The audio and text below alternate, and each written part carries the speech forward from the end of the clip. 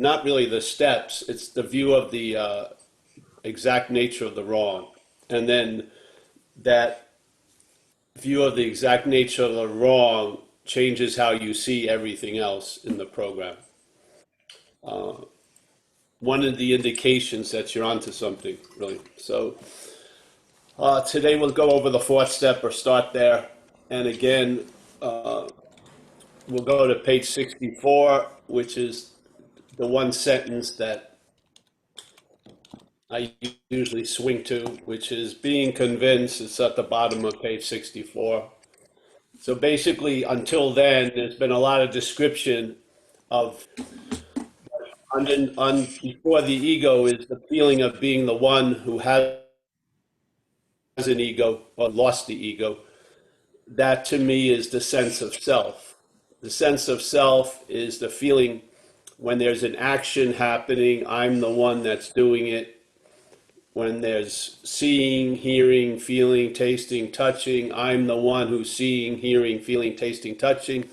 That there's only one feeler with all the feelings and sensations I've had in my whole life. There's only been one person who's had all those feelings. This idea of Paul, which is truly a mental idea reinforced and supported by the mental processes.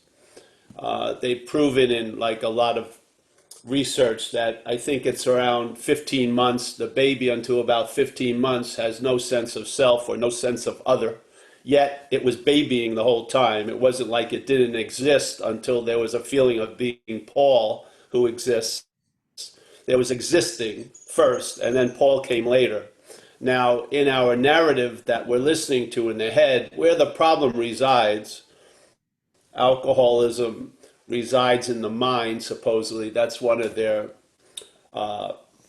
diagnoses. And the problem, obviously, that's in the thought system and in the narration, in the almost like the spoken thoughts that sound like us because they sound like the vocal cords of this body. So of course this body is me. So that the voice of this body would be Paul's. This is what I'm speaking about as self. And the idea, so it says being convinced, which means to believe with certainty. And I don't believe the mental state can believe anything with certainty for long. So I felt like the admittance to my innermost self was a clearer description of what happened to me instead of me admitting that I was an alcoholic. There was an admittance to my innermost self, and then me begrudgingly got that message in the next 30-something years, basically.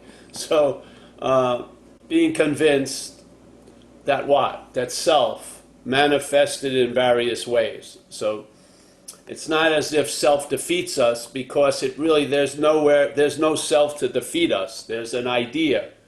But that idea, if it directs us, if it presents itself as us, if it compels actions based on its interpretation of life, then self defeats us by its manifestations. So we give it the oomph, we play it out. Yeah, just like alcoholism can't go and buy alcohol. It needs you to buy alcohol. Yeah, it needs you to get out there and fuck things up so that it can sort of dwell on you as the guilty one. It needs us. Yeah, so like a parasite and a host.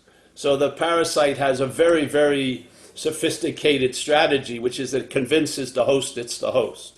And that's my direct observation of alcoholism after I was relieved from it. something had took me over.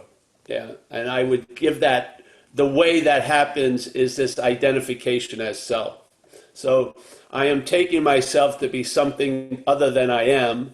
And then that will, that would be demonstrated as, let's say, coming from Paul, is now self-will. So self has claimed to be the one who has the will, and self is the one that's compelling the actions, and yet Paul gets left with the consequences. So being convinced that self manifested in various ways.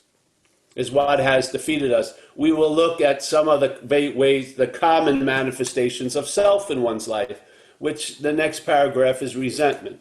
So we go into the fourth step, and to me, I'm looking at the fourth step from this view of the identification as self. So I'm looking at how self, through its manifestations, defeated me. So I'm doing an inventory of self's common manifestations, not mine,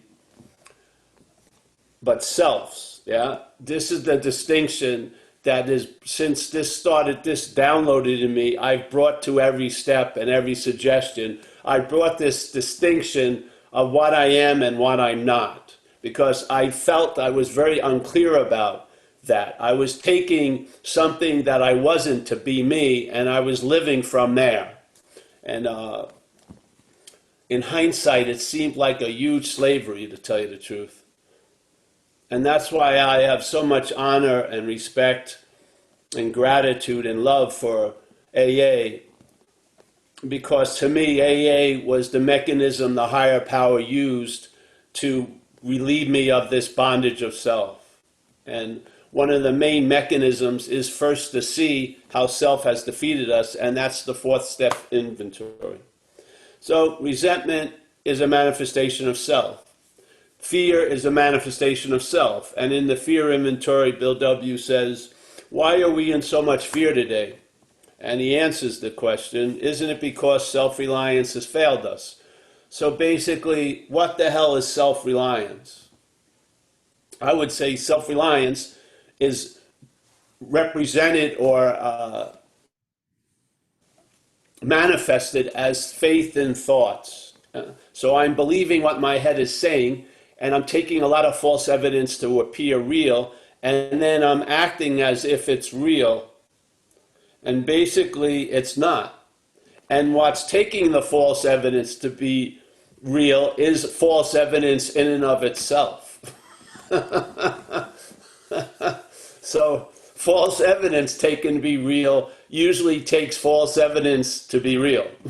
So it doesn't have any kind of gauge to check things out because it's based on false evidence. So it's appearing to be real as false evidence, and false evidence is appearing to be real to it. Yeah, and it's like a incredible loop. And I have people I know, 25, 30 years of sobriety.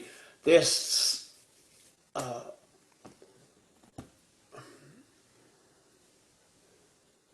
the thoughts are just whistling premonitions and forecasts and what's not happening, and they're just bombarded with it all day. At the first point of contact, they're taking false evidence to appear real. And then they're attempting to get out of what they're actually not in.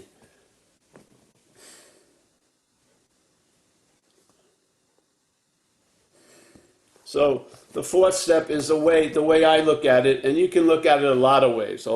Sometimes it's presented as these are your resentments and your fears, but I see that as the act of being identified as self. So I don't see them as my resentments. I see them as resentments or points of view or perceptions that are produced from looking at life from self. Yeah. So I don't think there's a giant, there's a population in the world of 275,000 resentments. Yeah. And I've run into 800 of them. I believe resentments are a way of looking at things. Yeah. I believe fear is a way of looking at things. And I believe acting out in the pursuit of what you want is a way of looking at things, because I have a feeling I'm not going to get what I feel like I deserve, so I'm going to fucking do some unprincipled behaviors to get that which I want and not lose what I think I have. So my whole life, in a way, since I was quite young till after recovery, I was driven by self, by 100 forms of self-centeredness, like it says. And each and every one of them I called mine. Each and every one of them I claimed to be the one who was selfish, the one who was greedy, the one who was vindictive. How are you going to get out of something that you keep proclaiming to be in? It's incredible. So, all right, I look at resentment, which means to re-feel. So, you want me to go through the nuts and bolts of the fourth step? I would love that, actually, if you don't mind. I think that'd be All great. right. So I like the Joe and Charlie printouts. They were pretty easy, and they were a formula, and it do one resentment from the first column to the fourth column. You could do 800. Yeah, you just get you were if you could understand the formula, then no matter how much you put in it, you would be able to see. Yeah, through the AA way of looking at things, which is writing. Yeah. So, all right. So being convinced that self manifests in various ways is what has defeated us. We will now look at its common manifestations. I'm asking us to entertain that perspective. Yeah? He just presented the perspective and then says, okay, now we'll look at some of self's common manifestations. So obviously, we're looking at something that we're not. Yeah? If you find it, it's like a request. First, it says, here's the requirement. You got to be convinced that self manifests in various ways is what has defeated us. If that's true for you, now we're going to look at self's common manifestations, not ours. They're not our manifestations, they're self manifestations. So let's just start. I'm just presenting how I look at it. The fourth step from that sentence in page 64 is first there's a requirement, being convinced of something. Of what? Self manifests in various ways is what has defeated us. If you're convinced of that, or you're entertaining the possibility that may be so, all right, then it goes, well, if that's the case, we're now going to look at its manifestations, self's manifestations in one's life. And then the next paragraph starts with resentment. So we're now going to look at resentment from this view, that self is what has defeated us through its manifestations, and one of them is resentment. So we're going to look at resentments from that view, not my resentments. Yeah? I'm going to look at a resentment as a manifestation of self. Just follow it. That's the offer. Yeah, don't if you don't want to, don't, but that's the offer. There's the first being convinced that this could be so. Then there's, okay, now let's look at it from this point of view, that self is what has defeated us. So us is different than self. So why are we claiming self's manifestations as ours? Why? Why is it promoted to look at it that way?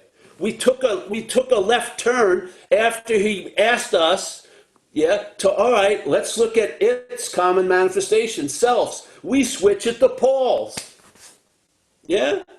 Like the habit of bondage of self switches the it to Paul. So as soon as I go into resentment, they're now mine. We lost the whole invitation. It said, what is, perhaps there's a better way. What's a new attitude and outlook? That's what we're talking about. Take a new attitude towards this. Has it worked? Your old attitude? Take a new attitude. Are you convinced that something manifested in some ways, even if that something is you, has manifested in some ways and has defeated us? Yes, I am. Well, let's entertain. Could it possibly be something other than us? Let's call it self. Yeah? Could it be? Because it says being convinced that self manifested in various ways which has defeated us. He separated it. Yeah? All right? So let's look at self from us instead of looking as self as us. Yeah? Why not? How can it do any harm? If it doesn't work, go back to the way you do it. But this is another way. So, all right, we're going to look at its self's manifestations, not Paul's, self's, yeah? Not Jim's, self's, yeah? And then the next paragraph, resentment, all right? So resentment, fear, and harms done to others. And we look at our sexual behavior because a lot of shit happens concerning sex. So you'll be able to see the thing is, in a way, the repetitiveness of the manifestation and the volume or the weight of the manifestation makes it easier to recognize self, yeah? That's what, see, in a weird way, we're lucky in a way to be alcoholics and addicts because self has played it big in us. Yeah? Self has played it really big. It took off the veneer and it's just fucking out there. And it's obvious it's using us for transportation. It doesn't give a fucking shit about us. Yeah? It's going to drive us to the same three parking spaces, institution, jails, and death. We've been treated very, very badly by it, yeah? It kills other people in a silent, more quiet way. But for us, it's like electrified, yeah? The notes, you can really hear them loud because it's fucking insane. And we're extremely obsessed with self. So basically, we have a very, very chronic condition of self. Other people don't have it as chronically, yes? Which is helpful because it points it out. The manifestations are obvious and the repetitiveness of them are obvious. And that's what the inventory shows you. It shows you a pattern or patterns of how self has defeated us because they're really drawn with thick lines, yeah? I mean, we went to fucking town. I didn't step on people's toes. I ran over people's toes. Extremely. I didn't just go to a 2-day dry out. I spent 2 years and 3 months of my life in programs. 2 years and 3 months. I've been in and out of jail constantly for years. Yeah, I've been beat up. My ribs were cracked by the cops. I've been shot at. Tons of shit happened. Run over twice. It wasn't it wasn't like a little tap on the shoulder. I was getting bitch slapped completely.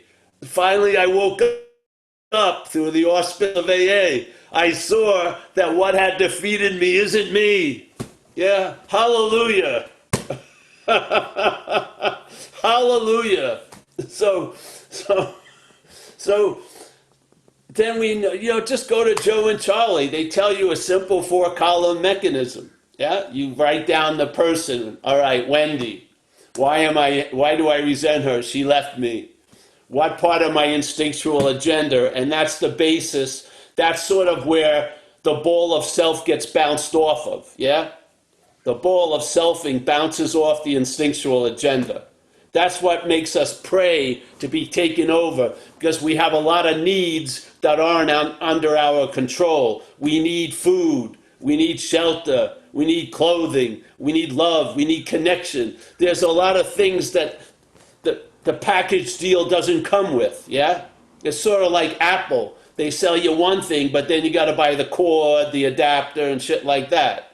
Yeah? This is sort of what it's like. So we're sort of apt. We're in a very fragile condition because we may not get what we need. Yeah, now we've got need and want very, very confused. We think our wants are our needs, which they aren't. But that's what happens. The self amplifies these needs and turns them into some extravagant wants. Yeah? So, resentment. Wendy, why am I mad at her? She left me. What part of my agenda did it affect? My instinctual agenda? Well, it affected my self-esteem because I think I'm a ladies' man, and then a lady leaving me doesn't seem to reinforce that idea. It affected my pride, yes? My feelings were hurt. Yeah, it affected my relationships with her and other women.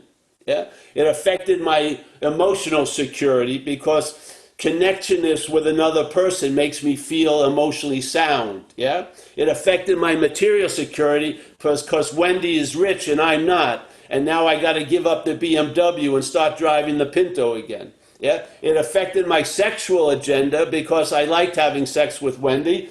And I'm not going to, and I liked having sex with the maid, and I'm not going to see her anymore after I got kicked out of the house. So basically, it affected my agenda quite a lot. And then what was the reaction? Not my reaction. What was the reaction? From self, yeah? Well, it was self-seeking and frightened, as it always is. Shit, I'm never going to find another one like Wendy. I don't love Wendy. I don't love her. I'm not just afraid I'm not going to get what I want from someone else. Yeah? So Selfishness and self-centeredness. Of course, self-seeking and frightened. Self-seeking, it doesn't say self-seeking or frightened. It's not like a multiple choice. Self-seeking and frightened go along. When there's self-seeking through us, it's frightened. Yeah? It produces anxiety. It's a worried because you know what? It's a failed fucking system. It doesn't deliver the goods. Yeah? So there, I just did a 4-column inventory. Yeah? What? So now I can do 800 names. I can do 5 more names. It doesn't matter. I've got the netting to capture the manifestations of self. And then I can line up all the fish on the deck of the boat and realize, shit, there's a lot of tuna in this water. Yeah? Because that's it. So I found, like it said in AA, hey, you got to be willing to save your ass instead of your face. I thought my ass was my face when I came into AA. I thought my face was my ass. Yeah? The image, I was living for a fucking image. I would defend it at all costs. I'd cut off everything in my life not to have that thing felt bad. It was afraid of rejection, so I didn't try anything.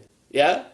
I didn't ask people to go anywhere with me because I was afraid they'd say no, so I didn't do fucking anything. I just got almost cocooned by self. I was cocooned by it. Yeah? And there was no butterfly in the future. There was no transformation. It was like a corpse. It was like a deadening. There wasn't going to be a transformation until the higher power came in. Yeah? It was just going to be a fucking vertical corpse, so to speak. So, same thing you do with fear. Fear, and it's not even fear mostly, it's mental anxiety. Yeah? Fear is a valid emotion. If some shit starts to happening right now, like someone's breaking in, there'll be a fear. But we're living under manufactured fear by mental activity. Yeah? And mostly coming from what's not happening. How can you get out of what's not happening? You're not in what's not happening. And then the acting out. You know, I thought all the sex that I was acting out for had nothing to do with sex. It had all to do with self-esteem. I was trying to feel better about myself. And you know what? A pretty woman, if she would go home with me, that represented that I was still okay. Even though I had tons of evidence how unokay I was, if I could just convince a beautiful girl to go home with me, then I was okay for that week or that month, yeah? But it would run out and I'd have to do it again and again and again and again. So I appreciate you going in depth about that. I guess that sets us up for a step 5 maybe next time. yeah. So just basically, I want to be clear about what I'm presenting. I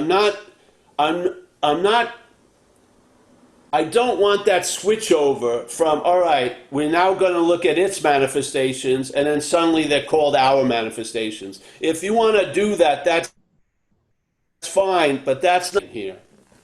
I'm presenting a difference between us and self. And I'm not presenting a temporary difference between us and self. I'm presenting a complete difference between us and self. Utter difference. There isn't going to be self was a bad part of us and now is going to be rehabbed into a better part of us. No, it's a foreign pathogen. You know, by now, that's an accepted reality to me. But when I first heard that, which was actually from you many years back when it was, just hitting the play all on your YouTube channel, that came as a radical shift in how I perceived what was going on in recovery for me. Because, I remember taking a huge guilt dump when I did that 4 and 5, but it meant something totally different when I realized, wait a minute, those aren't my manifestations. Those are just manifestations. Like that actually came as a radical shift for me. But I don't want to tell myself. And what does it bring us? What does it bring us? It brings us relief from guilt and shame. It brings us relief from ownership. It brings us from all the bounds, the bindings of self. It relieves us a little bit. The tension, the tautness of the fucking web is loosened. Yeah, It and made that St. Francis feel prayer. something. You feel different. Yeah. Yeah, I did. Yes, and I did also. And it It hasn't been changed in 20 something years. yeah. It hasn't gone to it wasn't replaced with a better, bigger version. It was just clear and it's always been clear.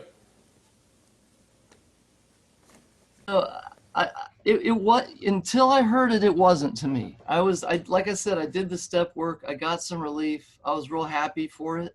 You know, life was changing, but I was still carrying a lot of self. A lot of this was mine, and I'd done it, and to have permission to all of a sudden not to look at it from that point of view, like I said, for me that was radical. I don't know how other people read the big book or work the steps, but that was like a different take on this stuff than what I'd actually experienced up until then.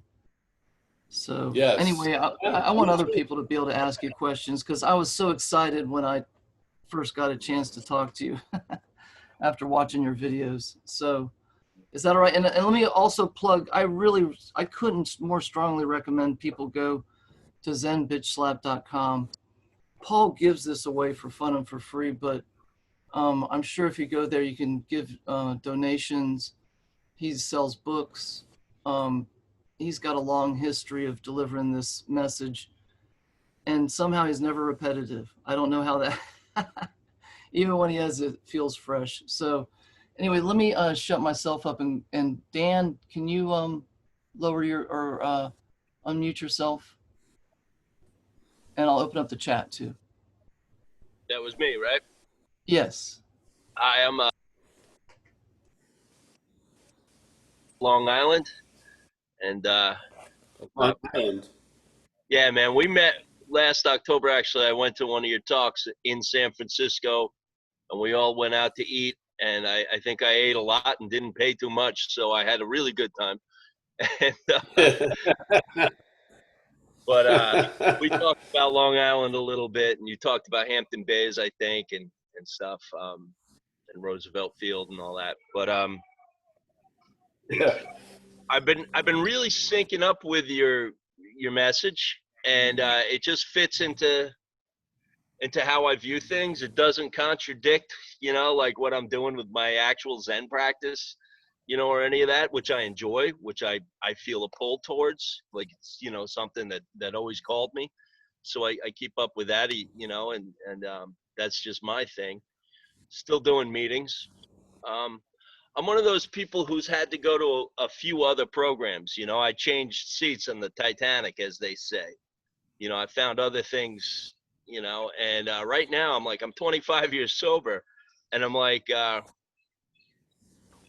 can't switch up how I eat. And it's triglycerides through the roof, this, that, the other thing. And it's funny, man. It feels like my experience has been with any other program I've joined, and I've done a few, and some of them were really hard, like a real like long buy into humility, just getting clear of some other stuff. Um, it's worked, but now it's worked. It's always worked. I had to do the steps. I had to start on step one in that program and then walk through. There was no like change it. There was no what's the word for it? The term. I couldn't the credits didn't apply. That's what they say. Yeah. Yeah. And right now I'm like looking at like, mother, I gotta feel like I'm killing myself. But and this is just the excuse I'm using now. Now that I'm so plugged into this, like I join another program after this. Don't I have it already? And there's no having it. There's no I to have it, right? The thing that I'm talking out loud here, and I'm just throwing it all out there and just curious what you'd have to say. Awareness doesn't have anything besides being aware and being perceiving. you know. So obviously it's a self manifesting in some way that I haven't gotten to yet. That I haven't like really got my hand that's being really sneaky is what I mean. Hey, So Dan, I'm I think talking. there's a question there. I think, Okay. All right. If that's the question, then I don't know what it is, but please answer. Taking it. unless you were getting to it and I cut you off, in which case, No, no, please. I Where are you really am from in glad you Long did that. Island again? Where are you I from live. in Long Island? I'm originally from Greenport, Long Island. I live in Riverhead now. Oh yeah, good, good, yeah. Work on tugboats. We talked about it a little bit, but Yes, yeah, I remember now. I remember. So, you know, it's a. I never went into any other programs from. Basically, I first was introduced or went to NA because I thought that was more what I was, but I felt much more comfortable in AA, so I just stuck with that. And then, if I had any other problems about other topics, they were dealt with unconsciously, I guess, because I wasn't drawn to have to do anything. So I don't have an experience with that. I have gone through. I had I had a thing with sex when I was sober. I got obsessed with this one lady. I would say when I was about 7 years sober or something, and I felt that was a real example of sexual addiction or addiction manifesting in the sexual behavior. Yeah? And I mean, I got a condensed Reader's Digest version. It was jam packed, but it didn't really have that many pages. But I saw it seemed like a lot different than the AA thing because I didn't have that being struck sober around the topic. Yeah. So it seemed to be more work than recovery was. And basically, all I can say is it worked out in time, and the demonstration of that event didn't repeat itself. Yeah. I had the one incident. It was, like I said, a condensed version. I learned whatever I was supposed to learn. So if I had another very like something was obviously not working, I would probably just go to that third step and yeah, and even symbolically surrender with the hopes that the sense you had about surrender and recovery will duplicate itself with this topic. Yeah, but I don't know. Food's a bitch because you got to eat. So you don't really have abstinence. So I'm sure there's some great food masters in the Food Anonymous program. I don't know because I don't have that experience, and yeah. So, but I don't see how the principles. I don't think the principles are compartmentalized. Yeah, I don't think there's a different principle for Overeaters Anonymous. It's the same principle. So what, man? It's good. What you go through is going to be helpful to others. So yeah, that's always a good way to look at it. So I'm not, whatever we're going through it isn't about us. It's gonna be put to use by the programs we're in. Yeah? Yeah, it's amazing, isn't it? So how bad can it be if it's got so much value in the end? Yeah? And you have the assurance it's gonna clear up. Everything else has. right. So yeah, yeah, so that's the best. But I have, again, on a personal experience, I haven't had that food thing. No, So I don't know. didn't figure Hmm? you had, but what I was really looking at was that sense of failure. Like, I'm doing all this, and then this. Like, how the hell did Oh, I yeah, wind up yeah. again? But see, they don't have anything to do with each other. They don't have anything to do with each other. People have deep mental grooves, yeah, in life. And so some are, let's say, drug addiction, and there's more. So you just have a field of deep mental grooves. Some people only have one or two. So, in a way, you should be thankful because you're gonna be you're gonna be a renaissance man in all the programs. Yeah, you're gonna be able to bring knowledge to a lot of the manifestations of self. Yeah, I could Yeah. really make a big self around that too. I really Well, yeah, but you've been pause is familiar with you. You can see the building of self from pause. Yeah? Yeah, you can see it. It builds its little edifices and its little, like, golden images, but they're not. It's obvious something has done for us what we could never have done for ourselves. So, yeah, yeah, yeah. I mean, where is the point where that has been revealed and it doesn't get established? Just like the third step says you sincerely take it, then you're established in it. Yeah, well, we're established in the habit of sobriety. We're established in the pause. Yeah, that which come after can't blow down which is before. Yeah, so I mean, I think that's a very and the head will never be convinced about that, but the innermost is. Yeah, yeah. Yeah, that convinced thing is you said earlier that we don't stay convinced for long. I mean, that's why we keep going. Head doesn't.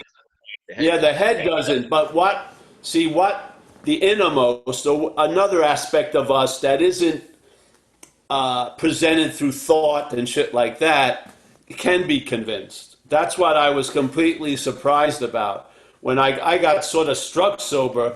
And in a short bit of time, I realized I was convinced that I'm fucked and I'm not managerial quality. It was just, and it's never come up for review or debate. It was just so profoundly emphatic, it was over. It was over. And basically, it's sort of like, it wasn't like a turning of a page, it was a whole new book. It was just, that's ended, that little journal is finished, and now here you go. And there's no, refer back to the old book. There's no referring to the old book. It's like fucking done. That's that. Yeah. And in a weird way, it's like the problem doesn't exist for you a day at a time. I swear to God. That book doesn't leak into this book. It's completely different.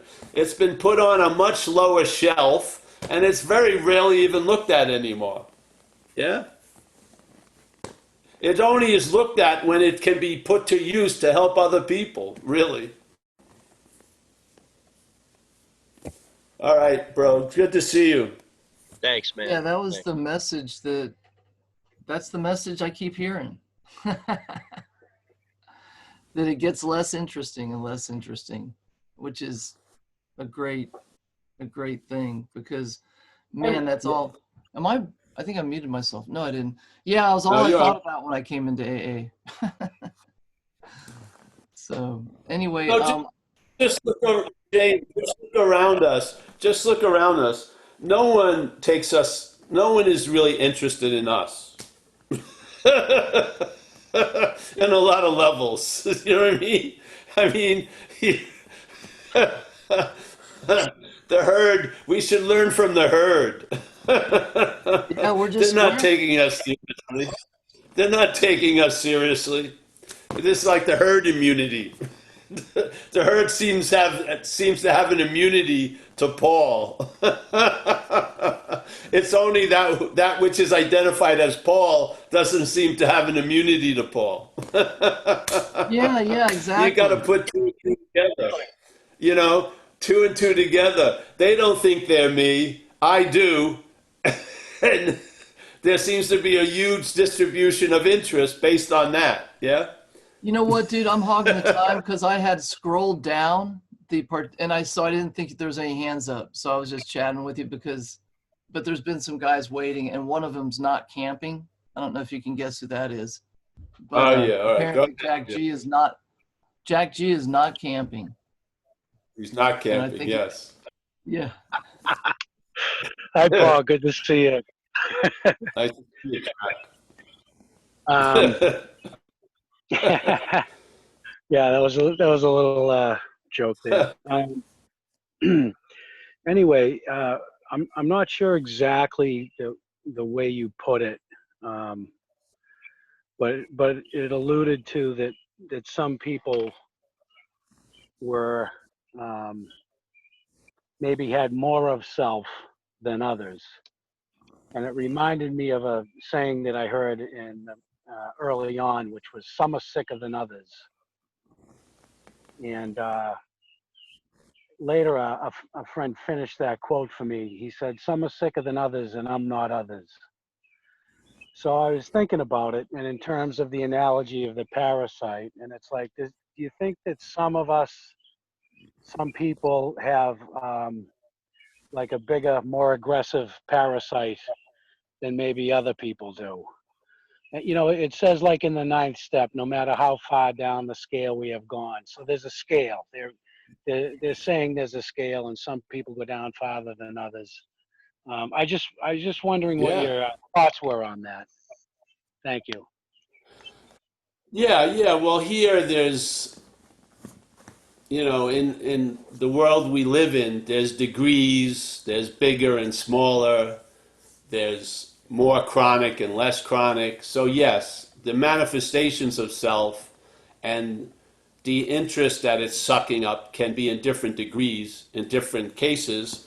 And basically, what recovery does is starts at wherever you're at, and there'll be a loss of interest in self and a gaining interest in others.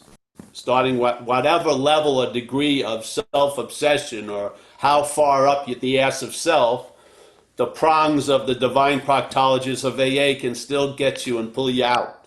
Yeah, they have it. He has the right fucking instruments. No matter how far you think you're up the ass of self, you can be pulled out.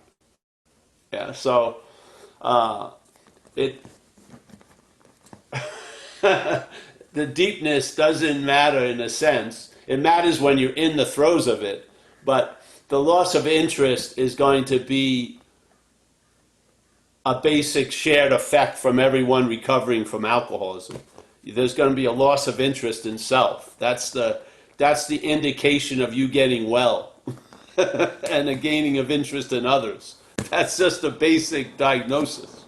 Yeah. So if the disease is chronic and stuff, that may seem to take longer for some. I find a big dilemma. One of the first big hurdles we have to get over in recovery is seeing our role in things. Yeah, the stubbornness of not seeing our role in things as the action figure has it's got a thick fucking skin, because and yet when you see someone finally get it, maybe through the fourth step, where they see, oh, the relation between column 1 and column 4, yeah, and they see your role in things, and really in a way you could switch the whole 4 columns and put column 4 as column 1, yeah, and then it would tell a very clear story about why you resent Wendy. Yeah, you know what I mean? See, like the real relief, the real clarity is you see column 4 as column 1. You see it before Wendy, because it's not Wendy. It could be Susie or Stephanie. Yes, Wendy is just. It has nothing really to do with the formulation. So we seem to arrive at step 4, but really step 4 is the beginning of the resentment. Yeah, it's why there's so much fear, the selfishness, the self-centeredness, and then it's just looking for, it attracts those events, and then you name the events, and you think it was Wendy that did it, or shit like that. So when you finally start seeing your role in things, it switches the columns. And the real relief is from column 1, or let's say prior 1, negative 1. When there's a loss of interest in selfishness, self-seeking, and frightened, there'll be less resentments. There's going to be less anxiety. There's going to be less fear. Yeah. So we really get to the cause from the effect. But let's not keep it that way. Let's see, yeah, let's see the court. We arrive at column four, which is really the cause of the resentment, yes? Right. So in a weird way, it's like reverse engineering. We write Wendy or Stephanie or Jill, they left me, what it affected, and there was my role in it: selfishness, self-seeking, self-writing. Well, hopefully that goes to the before everything. Yeah, Right. that's Right. where the recovery is from. It's not recovering from resenting Wendy. It's recovering from resenting. Yeah, that's the recovery. You see it? Oh, totally. Yep. Yeah. There you go. Yeah. Clear as So mud. so we're up the see from being up the ass of self. Yeah. So we have to start from there. So that has to go through Wendy. She left me. It affected all these agendas, and then you see your role in things, and now your head's starting to pop out, and then when you come out, you see the culprit. Yeah. Oh.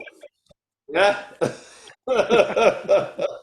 So basically, hopefully, after you do enough inventory, you don't need to do so much more inventory because you see, yeah, you see what you're going to end up looking at afterwards. You see before.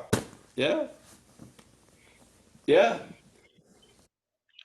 Yeah, man. That's the establishment of relief is the fourth column being the new first column.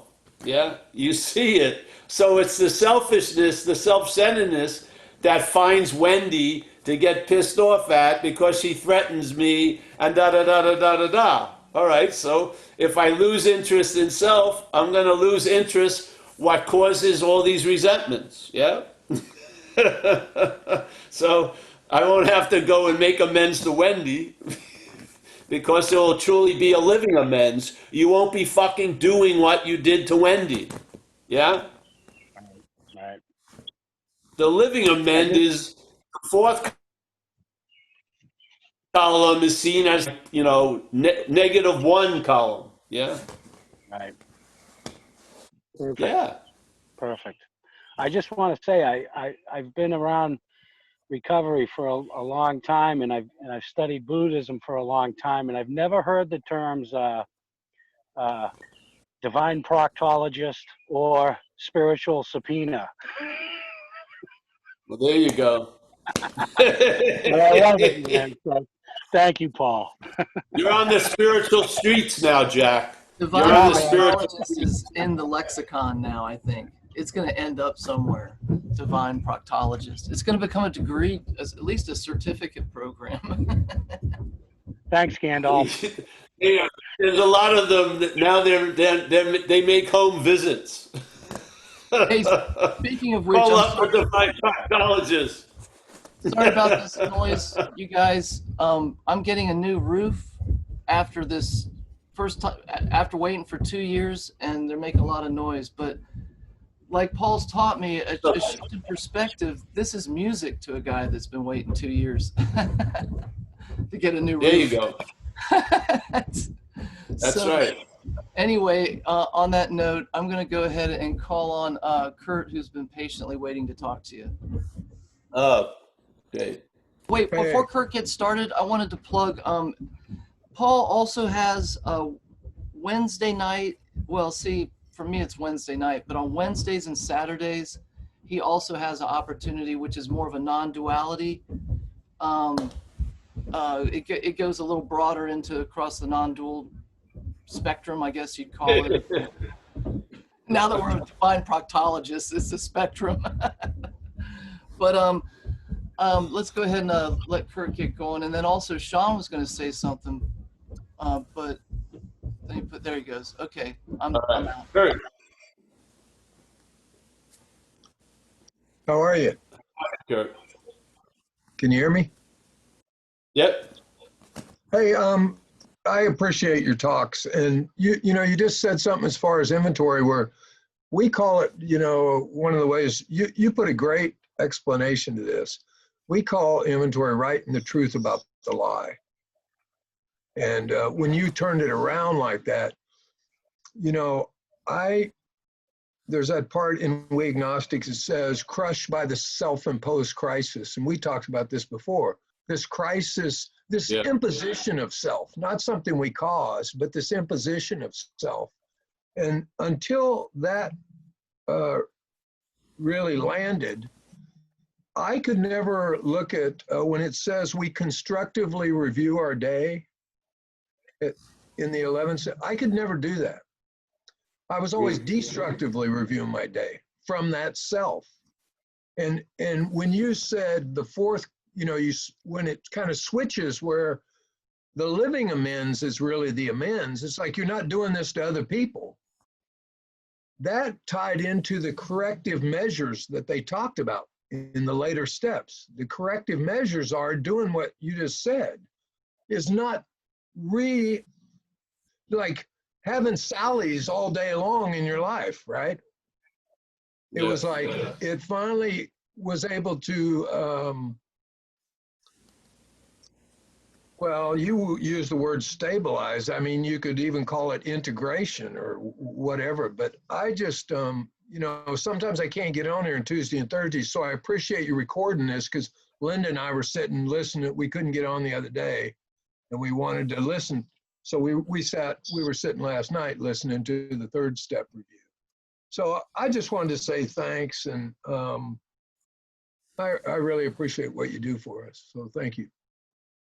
Well, I appreciate you, bro. Thank you so much. I hope I can get down there physically soon to Yeah, Redondo Beach.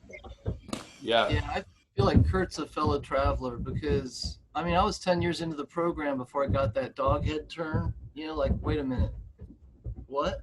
And I wish Anne Marie was still here because she left something in the chat that was a lot like that. And she's got a lot of years, and I think she got like one of those head turns. Like what? Like you do. So anyway, I want to call in Sean. Sean, I'll mute myself. Thank you. My name's Sean, and I'm an alcoholic, and I suffer from the look at me Hey, Sean. disease. Thank you, Paul. This is my first time hearing you and meeting you, and I really appreciate it and relate and identify. And it's just really refreshing because sometimes I feel like I'm not one. I'm never in the middle of the herd with my group. I'm always the outsider. Even in AA, I still feel like the outsider sometimes. But the funny thing is that this Native American man, medicine man, like 25 years ago, brought up the concept of waking up to being in denial of being in denial of being in denial, and that's always stuck with me in this program. And when I came here 25 years ago almost, and the thing is that mental anxiety that you talked about, that realizing just how that really dominated most of my recovery, and not realizing that until recently in my life, and then the only relief that to get away from that mental anxiety was to be so selfish to finally break down and start doing step 11, particularly the meditation part of detaching from that self and connecting to this higher consciousness and connecting to this, and start deconstructing all the identities that I've clung on to or hold on to throughout my prior to getting to Alcoholics Anonymous and in the duration of the program, and what a relief it's been to just finally let that mental anxiety to just slowly, it doesn't dissipate completely for me yet, but I'm through the meditation I'm getting there. And I was just wondering if you could expand a little bit more on that term of mental anxiety, because I don't think a lot of people are really keen to even what just anxiety is, and then mental anxiety. I think that's a huge thing for a lot of alcoholics, maybe not all alcoholics, but definitely this one right here who's asking the question. So I'll say that much and shut up. Thank you. All right, thanks, Sean. Nice to meet you. Well, and remember, this is just the takes I have today. Could change tomorrow. The mental Yes. anxiety is the mental anxiety is rooted in what's not happening. Yes. So the mental anxiety is happening, but where it's being grown is what's not happening. Yeah. So it's either the past or the future. So what would be the best way to deal with what's not happening? There is nothing to do with dealing with what's not happening. As soon as you try to apply a solution to it, it's happening.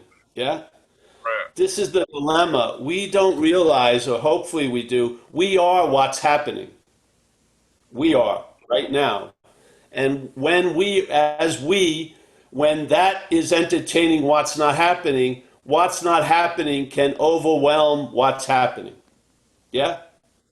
In other words, what's happening is Paul, and when Paul and the mental state is thinking about what's not happening, I give what's not happening the feeling of happening. Yes? By the faith in the thoughts, by the faith in the forecasts, by the faith in the little mental suggestions. It's all based on faith.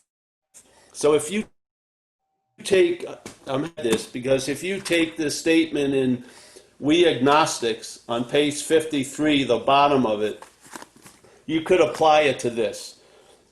This is the first part, is the condition, yeah? Without knowing it. So that's the condition. Had we not been brought to where we stood by a certain kind of faith, without knowing it, have we been, so see, wherever you've been brought to right now, you've been brought, he's basically suggesting, you've been brought to this position right now by a certain kind of faith, yeah?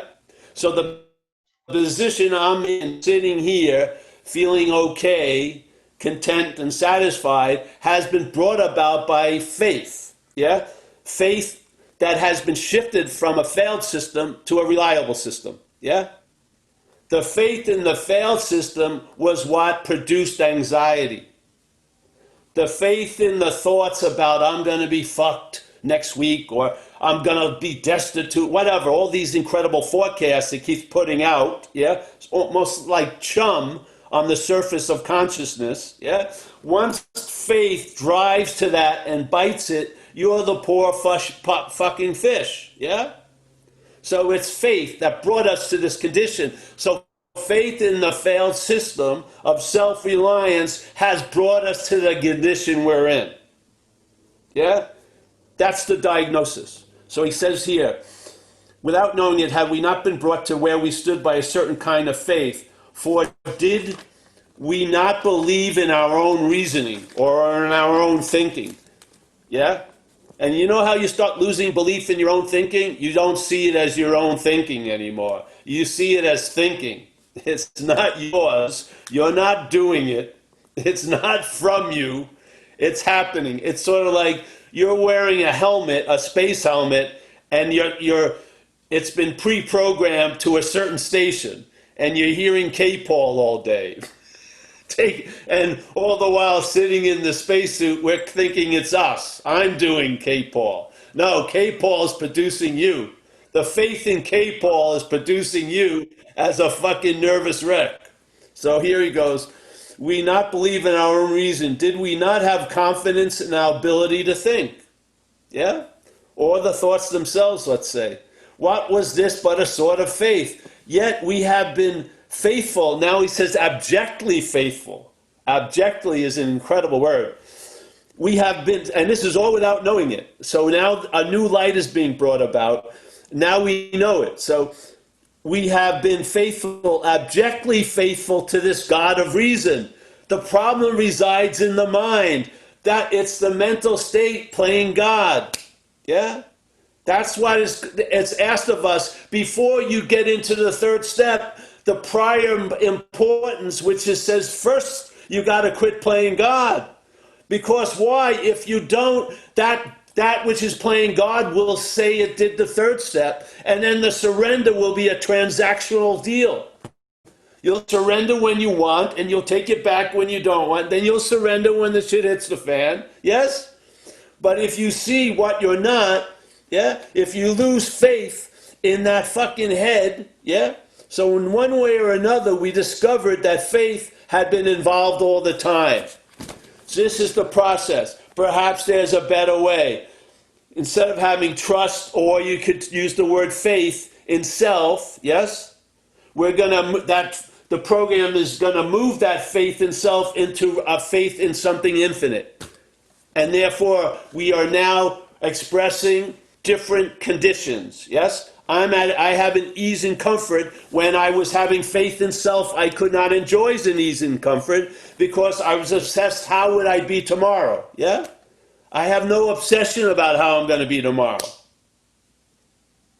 I'm freed from that. The effects of what's not happening aren't being triggered by what's happening because the faith of what's happening is not in what's not happening. It's in faith. The faith is in this moment. Yeah?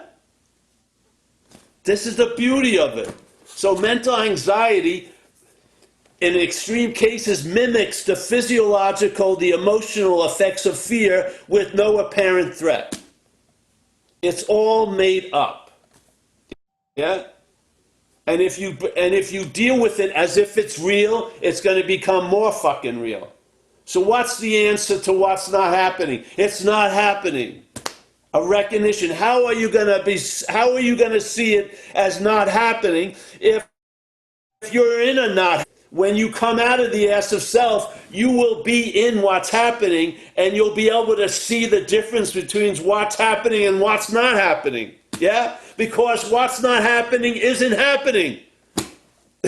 It's a simple, it's not happening. It's being presented as it's happening in the head, but no other theater. It's not playing. You're not seeing it, you're not feeling it, you're not tasting it, you're not touching. It's being thought about. Yeah? It's being thought about by the mechanism that the disease of alcoholism infects. That's what it is. Yeah? So mental anxiety is not fear. Fear is a valid emotion. We're not having the emotion of fear. We're having mental anxiety. We're having a preemptive fear with no apparent threat. So we're in fear before there's any fear, full event. Yeah? That's insane to me. That's slavery. Yeah? You don't even need to get hit by the fucking thing. You're in the fear of getting hit by the thing all the time. It's succeeded. The threat has succeeded. You're afraid to get the blow, so you're in contraction waiting to get whacked. What is that but slavery? Yeah? You're in a situation, there's no fucking threat, everything is cool, but you can't chill out. You're just contracted by what's not happening. And that's all brought about by faith. And that's what the program shifts. Because you can't... The program shifts the faith from self to the infinite. And you and I are the repository of those new effects. Yeah? We have a new attitude and a new outlook, a new freedom and a new happiness. We have the ability to enjoy peace of mind. We sense the conscious presence. We learn that we can face life successfully. All these things are all based on the faith moving from the failed system to something reliable. Yeah? The system can't move its faith to another system. That's faith in the system. Yeah? The solution doesn't come from the problem. Yeah? To think that I love that on We Agnostics because the whole thing is prefaced on without knowing it. Now you know it. And now you'll see it before you fucking get developed by it. Yeah? You'll see it. You'll see the presentation of what used to cause you to have fear. You'll see it as a fucking presentation. You won't bite anymore. Yeah? Hey, I've been taken care of for 32 years, stumbling and bumbling through this life. Yeah? There's absolutely no evidence. I don't have a right to fucking worry. I mean, the evidence has been so fucking overwhelming. There must be a fucking strong bias of if I haven't accepted it yet. Yeah? Yeah. I've seen so many miracles in my own life and other people's lives. Yeah. Thank you. Do you want to respond to any of that, Yeah. Sean? Oh no, I'm just very grateful. Thank you. Yeah, good I'm for me to really listen. glad you asked that. Did you get, is he, oh, he looks cut off. I think that was it. Was that it? Okay. I'm glad he asked that, though. He almost didn't ask that. And that was like when you, that was one of the biggest shifts. It was like I'd never read that before when you pointed to that part where we had abject faith in the God of reason. And it was like I'd never read it before. And you know what I mean? And my sponsor was like a big book thumper. So I know I've read it. But Yeah. all of a sudden I got stuff that like they tried to impress upon me when I was a kid. You know, I got sent to a Catholic school when I was a disciplinary problem. And they tried to explain that what you resist persists and what you fight, you strengthen. And none of that had any value to me. And all of a sudden, when you pointed out that I developed this abject faith in the God of reason, and I think in the same meeting you were talking about the St. Francis prayer, you know, that like I'm a hose and I can either channel this or that, this or that, this or that. It got real simple. Yeah. Yeah. See, one of the unsuspecting inner resources is faith. You can see the obviousness of if there's faith in thoughts, that faith in thoughts produces anxiety. Yeah? If you just see anxiety without seeing what produces it, where is there going to be relief? You're going to constantly have to be a fireman putting out the fires that anxiety is imagining. Yeah? But you get to the exact nature of the wrong. It's faith. Yeah? And we surrender to the program, and then the higher power, whatever you want to call it, the grace, whatever, now directs the faith away from self and to it. Yeah? Instead of trying to get sun from the moon's pale reflection, we're now facing the sun. The light is obvious. Yeah? You It's could just there's a lot question of the source of the light if you were living by the light of the moon. Yes, but when you turn to the sun, there's no fucking confusion about the source of light. Yeah? You're not getting a reflection of it, you're getting a hit of it. Yeah? You feel the conscious presence of that power. It becomes a sense feltness. It's not an intellectual idea. You've watched it work for years. You've seen it. I've had people talk to me for 20 minutes and basically their case is airtight. They're fucked. Basically, completely fucked. And then I see them in a few weeks and they've been going to meetings and somehow, miraculously, things have worked out. That is not an unusual occurrence. It happens over and over and over again. Yeah? All these amazing things will happen.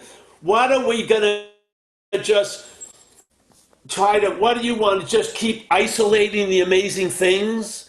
Let it imply what it implies. You're under an amazing guidance. Yes, that's why amazing things are happening. That's why remarkable things are happening. You're under a remarkable guidance. Yeah. Why would you want to saddle it with your understanding? Let it reveal its understanding.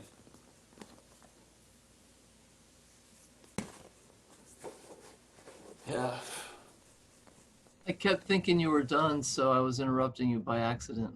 But I'm glad you got all that out because that was amazing. And It's so much about it never ends. I don't know, you know. I was like, okay, well, I would stay here till 5 in the afternoon. I would, if there was yeah, fucking no, I mean, if interest, I'm my way, I'd listen. or I thought it was of service, but it isn't. This is an invitation. You're it. Yeah, You're it. Look at your what's going on around you. See if this is true or not. Yeah. We don't need the validation of the book. It's nice, but have your own validation. Has something defeated you? Do you exhibit all the behaviors you exhibited when you were outloaded now? No, I don't. Yeah? Something that had its own attributes, its own characteristics, must have had me, yeah? And must have had all of us, because when you share what it was like to be you, it sure sounds like what it was like to be me. So there was one foreign pathogen that took us all over. So when you describe your life, it sure sounds like my life on the one level, yeah? And you end up at the same place I ended up. It must be, we must share the same fucking driver of the bus. Yeah, I don't see how it escapes us. I don't. I don't see how the differences overrides the similarity. Yeah? One thing, one movement took all of us over. It showed it doesn't have an infinite amount of characteristics or traits. It demonstrated its traits, its finite traits in us, and they were revealed by the AA Big Book in 1935 and 39. Suddenly, the host knew about the parasite, shared it with other hosts, with the hopes that they could see something, and finally there was a possibility, there is a solution finally. A recognition is I'm not that. Yeah. Like I said, it sounds simple when you say it, but really until I heard you say it, it was like not something I grasped when I came into AA. So that's why I'm glad that you're here and that the people are here that heard that and got to hear it and just the whole thing. I mean, it's just, Yeah. it's such a small shift, but makes such a huge difference in terms of the understanding of what we're facing and what we get out of it. You know what I mean? The whole trade-off of this worthless activity versus, and it works so well to hear you say it. You put it in that plain language that kind of brought me in touch with a lot of stuff that seemed real esoteric to me. You know what I mean? So anyway, I think that we've sucked about as much juice as we're going to get out of you as far as the fourth step, because that was like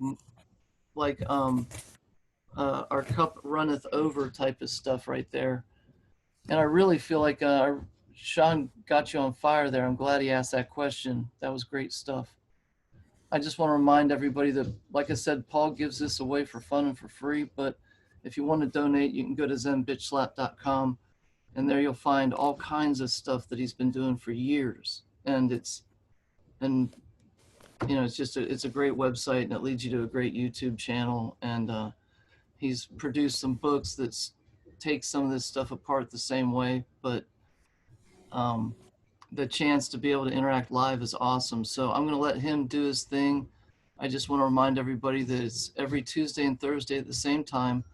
I'm your poor man's David Gilbank today. So, and in the meantime, he has. I'm just going to say goodbye to everyone, eh? Yeah, James, thank you so much for doing the platforming. And Mike, there's Rob, friend of mine from UK who I've never met. Paul, nice to see you, Paul. There's Vicky. Thanks, Vicky, for the attention. There's Urias from Ontario. He's either under the river or he's next to it. There's Haskins. Nice to see you, Haskins. There's Mike C. Sylvester in front of the blinds. Very good. But Sylvester isn't blind. Let's say Ray Burns. Ray, see ya. Beatrice. Lynn. Lynn is like in the mouth of a cave. That's pretty good. Underwater. Jeff Penfield. There's a giant great white behind you. Lynn. There's Kurt. Thank you, Kurt. Always. Sonny, great to see you. We got Howard in the car again. Howard, get some assisted living soon. Get out of that car. Just Jack and not camping. And there's Kimberly. Kimberly, I owe you amends. I didn't call you. Nice to see you, honey. Yes? I'm a very busy person. What can I say? Nice to see you. We got Chris again, Cole, Kristen. Nice to see you. I'm still reverberating from the last time we talked at one of these talks, Kristen. Yes? Still reverberating with that. Very good. John, my main man, sitting there from the Gambino family. Paulie. Virginia is there. Nice to see you. Oh, you're up today. Elena, I didn't recognize you. You're in a chair. All right, far out. You're progressing. We got Andy. Nice to see you, Andy. Keith Young. Yes, nice to see you, Keith. Michael, one of my main men. Dimitri, he's in the sauna turned living room. Yes. We got Keith again. Hey, what happened there? I got the same people. Topher, nice to see you. G, Malcolm, two people from England I appreciate a lot. Jim and Trish. We got Dan H down there. Christian somewhere. Let's see. And that's about it. Hey, thanks so much for Daz thanks helps for us on too. day. Great. I'll see you. Hopefully, I'll see you on Saturday or what's today? Thursday. Thursday, yeah. Saturday. I tell my life by Zoom meetings. Exactly. Well, we'll be here Saturday. We know where you're supposed to be Saturday. All right. Thanks, guys. See you, everybody. Thank you. And then I Paul. think there's a meeting. The meeting continues if you want to stay on. So I got to take a break. See you later. See you later. Thank you, Paul. Thank you, Paul. Yes, if you guys want to stick around for fellowship, I'll keep the room open. But it's